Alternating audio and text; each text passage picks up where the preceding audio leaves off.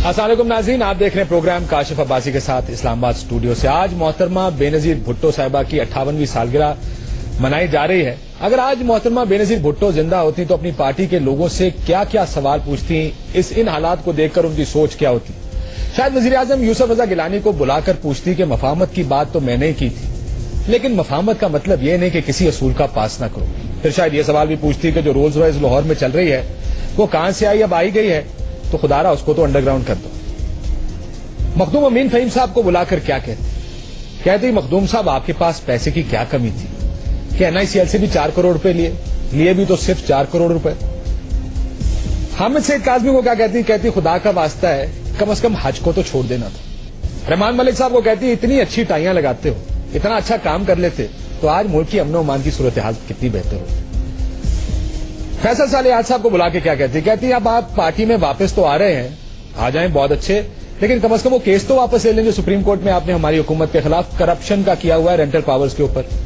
راجہ پرویز اشرف صاحب کو کیا کہتی راجہ صاحب پیسے بنانے کے علاوہ تھوڑی بجلی بنا لیتے تو شاید آج آپ بھی وزیر ہوتے۔ بابر روان صاحب کو شاید دیکھ کے کہتی بابر صاحب آپ بھی۔ کیا کہتی آصف زرداری صاحب کو کہتی 40 سال اور میرے پورے خاندان کی قربانی گئی ہے اس پارٹی میں، 40 سال اور صرف 3 سال میں۔ یہ وہ پارٹی تھی اور وہ ذوالفقار علی بھٹو تھا جس کے لیے لوگ خود کو آگ لگاتے تھے، اور آج اس ذوالفقار علی بھٹو کی پارٹی کے دور حکومت میں لوگ غربت اور انصاف کی کمی کی وجہ سے خود کو آگ لگا رہے ہیں۔ یہ ہوتا محترمہ بے نظیر بھٹو کا مکالمہ اپنے وزراء کے ساتھ، اپنی سیاسی جماعت کے ساتھ۔ کیا محترمہ بے نظیر بھٹو زندہ ہوتی تو اس ملک کا سیاسی نقشہ کچھ اور ہوتا؟ کہتے سیاست ایک عبادت ہے، لیکن ہمارے ملک میں سیاست ایک کاروبار بن گیا ہے۔ چلیں کاروبار کرنا ہے بالکل کریں، پیسے بنانے ہیں بالکل بنائیں، لیکن پیسے کو تو خدا را پاکستان میں رکھیں۔ اگر دیکھیں کہ کون کون کدھر کدھر پیسے بنا کے لے گیا، اگر آصف علی زرداری صاحب کی بات کریں تو شاید پروگرام کم پڑ جائے کہ جتنی بیرون ملک جائیداد ان کے پاس ہے۔ الطاف حسین صاحب متحدہ قومی موومنٹ کے لیڈر ہیں، وہ خود ملک سے باہر ہیں۔ آج بڑا اچھا بیان دیا شہباز شریف صاحب نے، کہتے ہیں کہ میں اپنے تمام تر اثاثے بیچ کر پیسے پاکستان واپس لے آؤں گا۔ لگتا ہے میاں نواز شریف صاحب سے پوچھنا بھول گئے۔ میاں صاحب آزاد کشمیر میں بیٹھے کیا سوچ رہے ہوں گے کہ خدا را میرے سے تو پوچھ لیتے۔ دونوں صاحبزادے، ایک سعودی عرب میں حسین نواز جو سٹیل مل لگا کے بیٹھے ہیں، دوسرے لندن میں حسن نواز 500 ملین پاؤنڈ کا پراپرٹی کا کاروبار ہے وہاں پہ۔ اس کے علاوہ پراپرٹیز کتنی ہیں ان کی وہ بھی ہم جانتے ہیں۔ شاید میاں صاحب کے پاس یہ پیغام پہنچنے میں ٹائم لگ جائے گا۔ میاں نواز شریف صاحب پریشان تو ہوں گے چھوٹے بھائی کی، چھوٹے میاں صاحب کی یہ حرکت دیکھ کر، لیکن کیا کریں، آپ پبلک میں کچھ بول نہیں سکتے۔ ہمارا مولر جو سٹینڈ پوائنٹ ہے وہ جو بہت تگڑا ہے، لیکن یہ پیغام پہنچتے پہنچتے تھوڑا وقت لگ سکتا ہے۔ آزاد کشمیر میں کیمپین کر رہے ہیں۔ آج کل پیپلز پارٹی کی کرپشن پہ بڑے الزام لگ رہے ہیں میاں صاحب کی جانب سے۔ ہر جلسے میں کھڑے ہو کے کہتے ہیں کہ ملک لوٹ کے کھا گئے، ایسی کرپشن کہیں نہیں دیکھی۔ شاید ٹھیک کہتے ہوں گے، جو حالات آج کل اس ملک کے ہیں اس سے پہلے شاید اتنی کرپشن نہیں دیکھی گئی، لیکن ذرا انجم وکیل کی طرف دیکھ لیتے، 4 کروڑ نہیں، 6 کروڑ نہیں، 6 ارب روپے کا فراڈ ہے۔ آخرکار سپریم کورٹ کو بھی بولنا پڑ گیا خدا را ان کے خلاف مقدمہ تو درج کر لیں۔ اب دیکھتے ہیں کہ انجم وکیل خان کے ساتھ کیا ہوگا۔ اب اس ملک کو چلائیں گے کیسے؟ کیا یہ ملک ایسے ہی چلے گا کہ سیاستدان ملک میں اور اثاثے ملک سے باہر، کرپشن، لوڈ شیڈنگ، انصاف کوئی نہیں، لوگوں کی سنوائی کوئی نہیں، کیا کریں گے اس ملک کے ساتھ؟ اس پر بات کریں گے اپنے آج کے پروگرام میں۔ مہمانوں کا میں تعارف کرا دوں۔ مولا بخش چانڈیو صاحب سینیٹر ہیں، لا منسٹر ہیں، بہت شکریہ چانڈیو صاحب آپ کا۔ حنیف عباسی صاحب ممبر قومی اسمبلی ہیں پاکستان مسلم لیگ نون کے، آپ کا بھی بہت شکریہ۔ وسیم اختر صاحب ممبر قومی اسمبلی ہیں متحدہ قومی موومنٹ کے، آپ کا بھی بہت شکریہ وسیم اختر صاحب۔ چانڈیو صاحب، محترمہ بے نظیر بھٹو کا آج یوم پیدائش ہے، اس حوالے سے پورے پاکستان میں محترمہ کی یاد میں جلسے کیے جا رہے ہیں، دعائیں کی جا رہی ہیں، لیکن ان کے قاتلوں کو سامنے لانے کے نعرے مسلم لیگ نون کے جلسوں میں کیوں لگ رہے ہیں؟ آپ لوگ ان کے قاتلوں کو چھپا کس لیے رہے ہیں؟ ان کو آپ کو کیوں نہیں سامنے لاتے؟ رپورٹ بھی آ گئی اب تو۔ اب آپ کا میں اکثر کہتا ہوں پروگرام میں کہ جو اس سیٹ پہ بیٹھتا ہے اس کو کمال ہاتھ میں ہوتا ہے، وہ جسے چاہے چور بنا دے، بادشاہ بنا دے، حساب سے مبرا کر دے، کس کو کیا کر دے وہ آپ کا تصوراتی سوال سن لیں۔ ایک تو مجھے اختلاف یہ ہوتا ہے آپ سوال نہیں پوچھتے، اتنا سارا بحث کر کے ٹائم تو آپ لے لیتے، ہم تینوں کا آپ ٹائم لے لیں گے، ہمیں سوال پوچھتے ذرا سن تو لیں۔ تصور میں آ کر سوال پوچھ ڈالیں، اوروں سے بھی سوال بی بی کیا پوچھتے وہ بھی نہیں، اور بھی اوروں سے بھی پوچھتی، اور بھی ان کے ساتھ صدر صاحب کہتے ہیں میں جانتا ہوں قاتل کون ہے، مجھے بھی بتائیں نا کون ہے. دیکھیں قاتل کون ہے، اگر انہوں نے کہہ دیا ہے تو اس کی ذمہ داری کی بات ہے. وقت آنے پہ ساری باتیں ہو جائیں گی. ابھی وقت آپ کہنے پہ تو وقت سے باتیں نہیں کی گی. میں کہتا ہوں اس لیول کے قاتلوں کا نام بتانے کا وقت کون سا ہوتا ہے مجھے بھی بتائیں.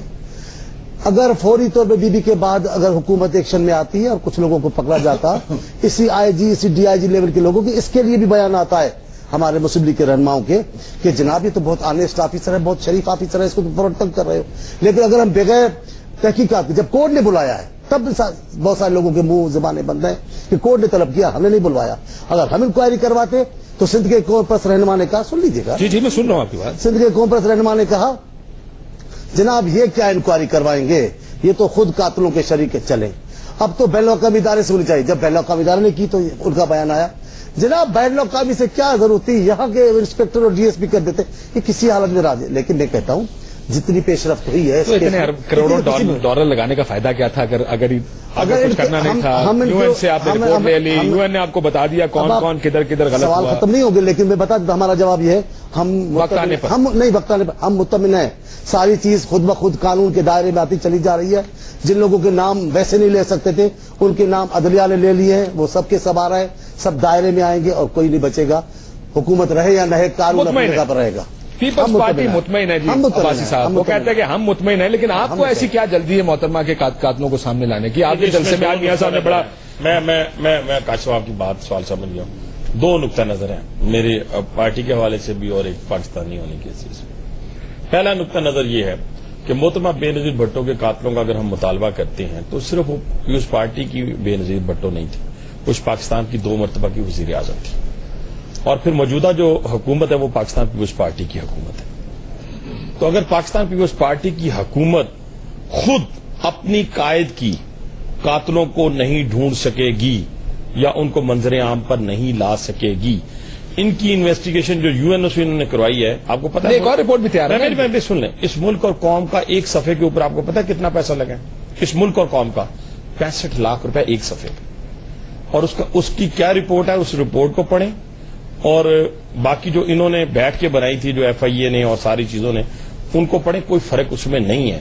لیکن محترمہ نے جاتے جاتے اس مفاہمت کا اظہار نہیں کیا تھا کہ فلاں فلاں شخص میرے قتل میں شامل ہو سکتا ہے اگر مجھے قتل کیا جاتا ہے، تو پھر ساتھ لکھ جاتی کہ میں ان کو معاف کر دوں گی یا میں نے انہیں معاف کیا. جمہوریت بہترین انتقام ہے. میں وہی کہتا ہوں بڑا آسان ہے. آپ کو تو سیاست میں نہیں کاشف دیکھیں اس میں میں محترمہ کے قتل کے حوالے سے ہنسی اور مذاق میں بات اڑا کے آپ کو آگے نہیں جانے دوں.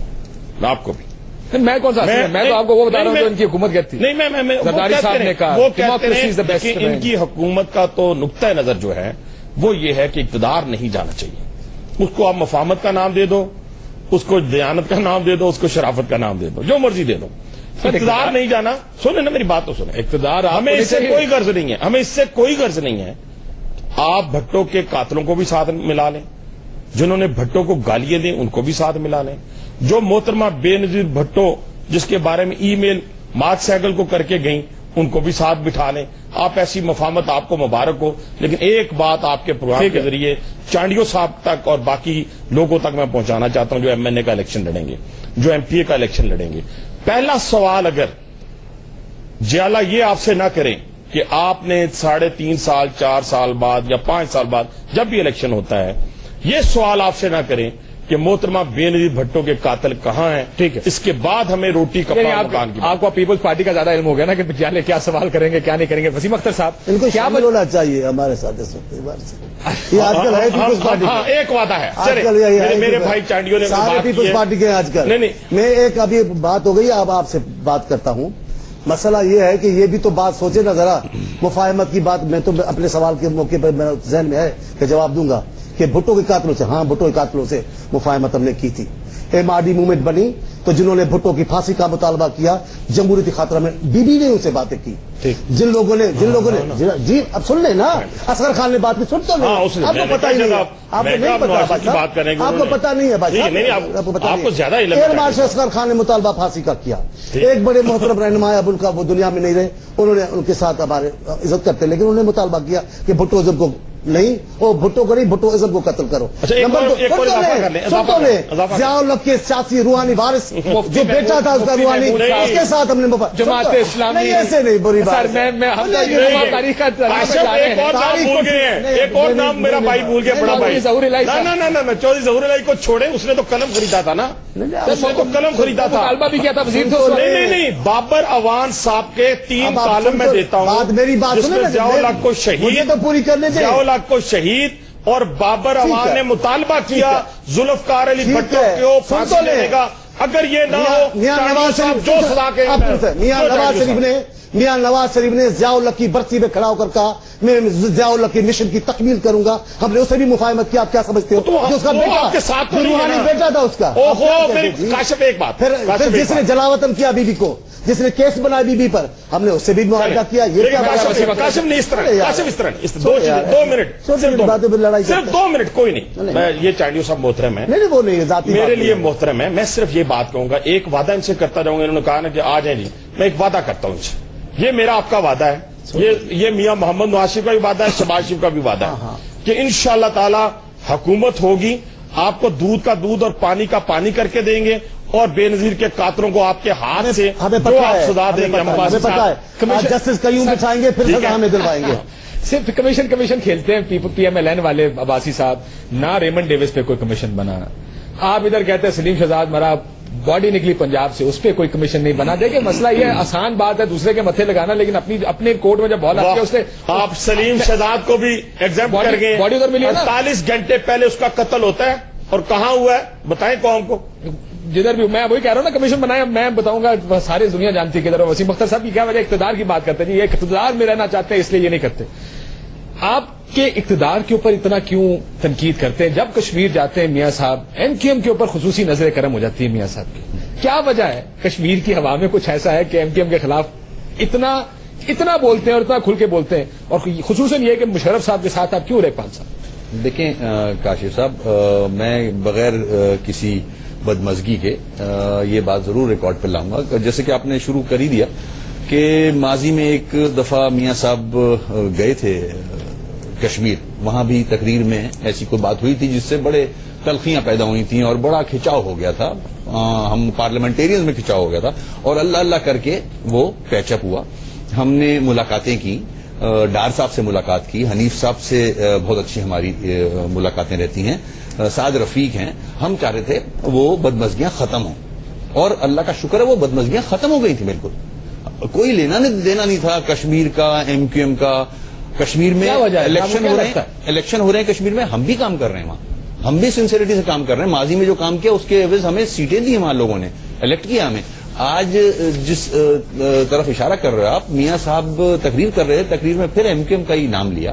کیوں؟ تو مجھے خود سمجھ میں نہیں آ رہی ہے, یا تو ہوا میں کچھ ایسا ہے کشمیر کے, اور کوئی مقابلہ بھی نہیں ہے ہمارا ان کا وہاں آپس میں ایسا. ٹھیک ہے ان کے کینڈیڈیٹ بھی کھڑے ہیں, بڑے عزت والے لوگ ہیں سارے, ہمارے بھی کینڈیڈیٹ کھڑے ہیں. ہم الیکشن ہے, ایک پروسیس ہے, اس سے گزریں, اور پھر ٹھیک ہے مشرف کو آپ یاد کرو, بالکل یاد کرو, مگر پھر وہ تلخیاں واپس لانا. اور پھر اتنے دیکھیں, میں ایکسپیکٹ کرتا ہوں میاں صاحب سے, بہت بڑے لیڈر ہیں وہ, اپوزیشن پارٹی ہے ان کی, اور میں ایکسپیکٹ کرتا ہوں ان سے بہت زیادہ ریکنسیلیشن. اگر حالات خراب ہیں ملک کے تو یہ افورڈ نہیں کر سکتے اسٹیٹمنٹس اس وقت, اس قسم کے ملک ہمارا متحمل نہیں ہو سکتا. تو آپ مشکل میں ایسے بیانات سے پرہیز کرنا چاہیے. اکانومی پرابلم میں ہے, دہشت گردی ہو رہی ہے, ہم تو مل کے بیٹھے. الطاف بھائی ایک طرف کہہ رہے ہیں کہ سب مل جاؤ, گول میز کانفرنس کرو, مل کے ایشوز ریزالو کرو. اب اگر ہم لڑتے رہیں گے آپس کے چھوٹے چھوٹے ایشوز لے کے تو ملک تو اور مشکل میں آئے گا میں سمجھتا ہوں. اور دہشت گرد جو اس وقت دندناتا پھر رہا ہے اس کو موقع ملے گا. تو ان بڑے لیڈران کی ذمہ داری ہے کاشف کہ وہ سب کو ایک کر کے چلے. 12 مئی کو بار بار یاد کرتے ہیں, 12 مئی یاد کرتے ہیں, اس کے اوپر ایک کمیشن بنائے, معاملہ ہم خود کہہ رہے ہیں 12 مئی, اور جتنے مئی آئے ہیں, جتنے مشکلات ہوئی ہیں, ہمارے بھی 14 لڑکے شہید ہوئے ہیں اور بہت سارے شہید ہوئے ہیں, سب کا بالکل انکوائری ہونی چاہیے, اور جو ذمہ دار ہے اس کو سزا ملے. ہم 10 دفعہ یہ کہہ چکے ہیں, ایسی بات نہیں ہے. ٹھیک ہے, اگر یہ اس پہ کمیشن بناتے ہیں, اور بہت ساری چیزیں ہیں جس پہ کمیشن بننا چاہیے, ٹھیک ہے نا, جیسے کہ آپ نے نام لیا ریمنڈ ڈیوس ہے, اس پہ بھی کمیشن بنائیں. ابھی جو ہمارے صحافی کو قتل کیا وہ بھی پنجاب میں. اچھا ایک اور میں کاشف یہاں ضرور کلیئر کروں گا کہ دیکھیں آپ اس وقت جس صوبے کو کنٹرول کیے ہوئے ہو وہ 62% ہے اس ملک کا. ٹھیک ہے, آپ کو اللہ میاں نے 2 دفعہ چانس دیا تھا اس ملک کا ود 2/3 میجورٹی. میں کرٹیسائز نہیں کروں گا, غلطیاں سب نے کی ہیں ماضی میں, ہمیں سب